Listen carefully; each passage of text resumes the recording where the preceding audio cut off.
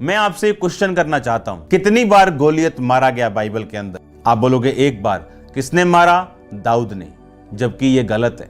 एक बात मेरी याद रखो, मैं आपको एक वर्ड पढ़ाता हूं जो मैं बोल रहा हूं ताकि आपको वो समझ आए कि मैं आपको क्या कहने की कोशिश कर रहा हूं। मैं आपको पढ़ाना चाहता हूं दूसरा शमूएल उसका 21 बाब उसकी 18 से लेके 20 आयत तक। आपके स्क्रीन के ऊपर वो है। इसमें लिखा, इसके बाद फलिश्तियों के साथ गोब में फिर युद्ध हुआ। उस समय हुशाई सिबक्के ने रपाई वंशी सबको मारा और गोब में फलिश्तियों के साथ फिर युद्ध हुआ। उसमें बैतलहम वासी यार योगीम के पुत्र एलहनान ने गती गोलियत को मार डाला। यह गत का था गोलियत, जिसके बर्छे की छड़ जुलाहे की डोंगी के समान थी।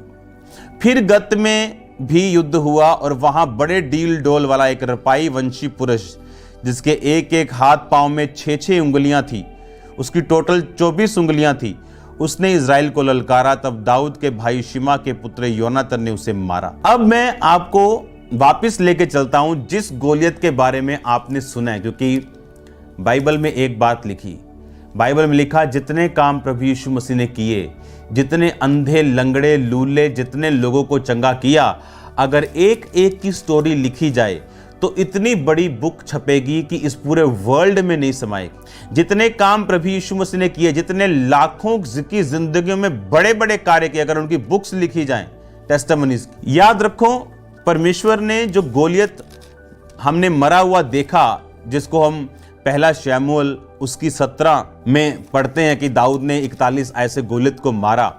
उससे पहले जब हम 17 की 1 से गोलियत की चुनौती देखते हैं, तो मैं उसकी एक चीज आपको पढ़ता हूं। ये गोलियत जिसको दाऊद ने मारा, 17 की 7 आयत मैंने इसलिए पढ़ रहा हूं क्योंकि मैं आपको कुछ बताना चाहता हूं।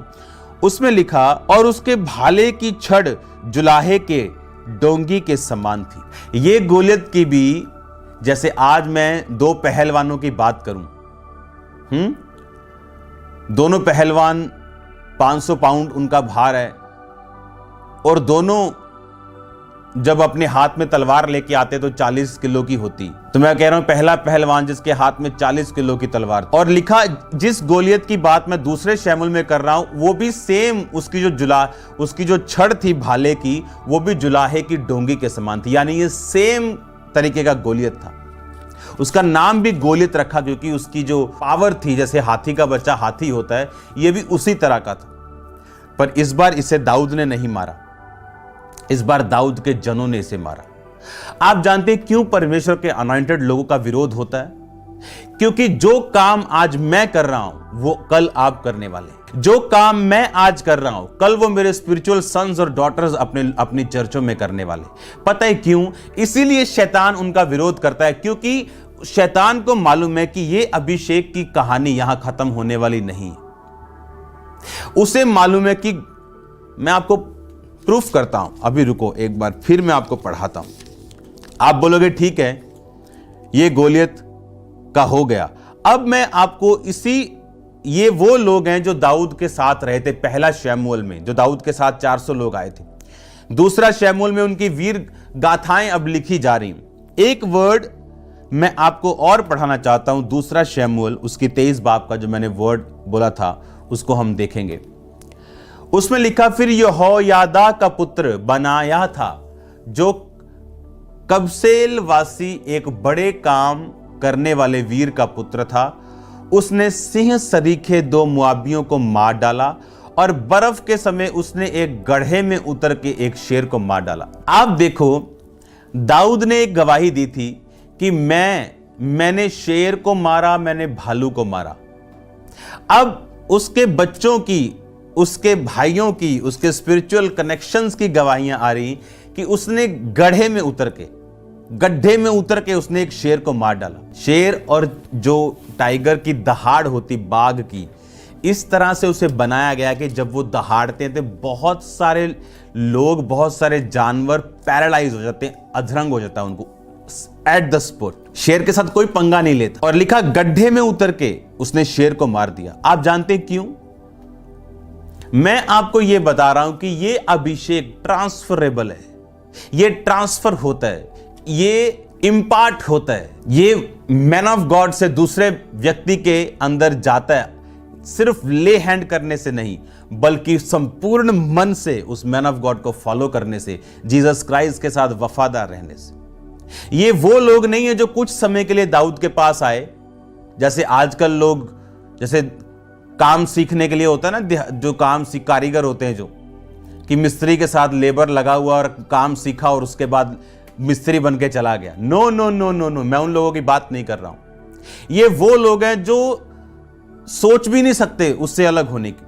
ये वो लोग हैं जो उसके साथ हैं। अब इंपार्टेशन उन लोगों के ऊपर होती जो एक लंबे दर्शन के साथ, मैन ऑफ गॉड के साथ। और बाइबल कहती अब जो काम दाऊद कर रहा था, उसने शेर को मारा, उसने गोलियत को मारा, अब ये छोटी चीजें हो गई। अब हम दूसरा शमूएल में पढ़ा कि उसने गत मतलब एक शहर का नाम, उसने गत के गोलियत को मारा, उसकी भी। अब सोचो मेरी बात, अगर एक पहलवान 300 किलो का है, हां, और वो 40 किलो की तलवार लेके आ रहा है, क्या आपको लगता है कि एक 100 किलो का पहलवान भी 40 किलो की तलवार लेके आ सकता है? नहीं, उसे वो संभाल नहीं सकता। उसकी भी जो छड़ थी वो बहुत बड़ी थी, जिस तरह गोलियत की थी। इसीलिए बड़ी थी क्योंकि वो भी गोलियत के समान बड़ा था, उसका नाम भी सेम था, क्योंकि उसकी बॉडी सेम थी, वो उसका वंश वही था, उसी के वो बाप दादाओं से निकला था, वो पावरफुल था। और लिखा दाऊद के लोगों ने उसे मारा।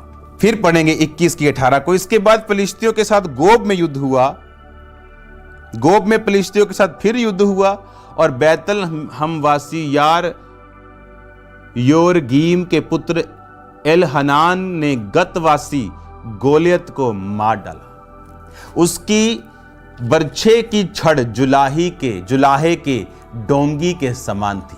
सेम। अब जो काम दाऊद कर रहा था, अब 20 साल 25 साल बाद ये काम उसके लोग कर रहे हैं।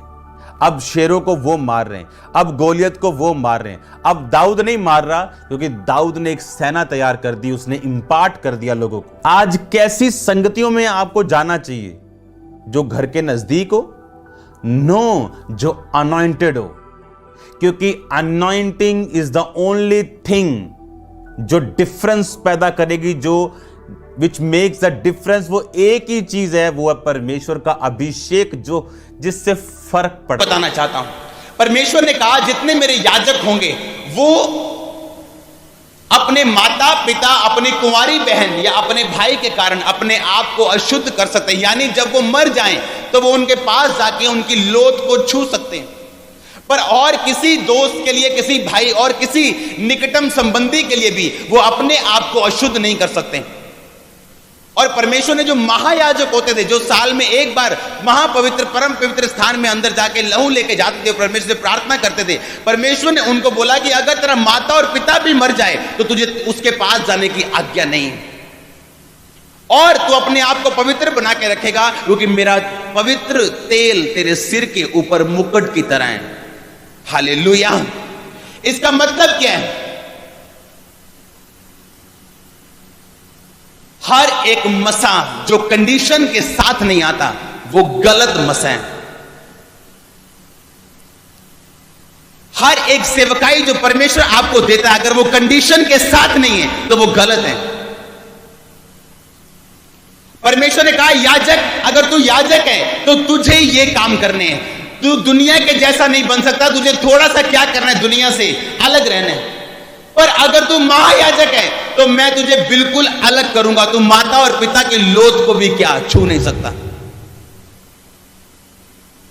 आज लोग अभिषेक चाहते हैं लेकिन कंडीशंस परमेश्वर से नहीं चाहते, हां या ना। जब परमेश्वर ने सैमसन को उसकी माता की कोख में भेजा था, उससे आने से पहले परमेश्वर ने उसकी माता को बोला था तू अंगूर नहीं खाएगी, तू दाखरस नहीं पिएगी, तू स्ट्रांग कोई ड्रिंक नहीं पिएगी, तू अंगूर की बीज भी नहीं खाएगी, तू अंगूर भी नहीं खाएगी, क्योंकि मैं जो तेरे पेट में भेजने वाला हूं वो अलग होगा, वो दुनिया के साथ अलग होगा। मैं उसे अभिषेक करूंगा और वो अपने लोगों का उद्धार करेगा। कितने मेरी बात को समझ रहे हैं?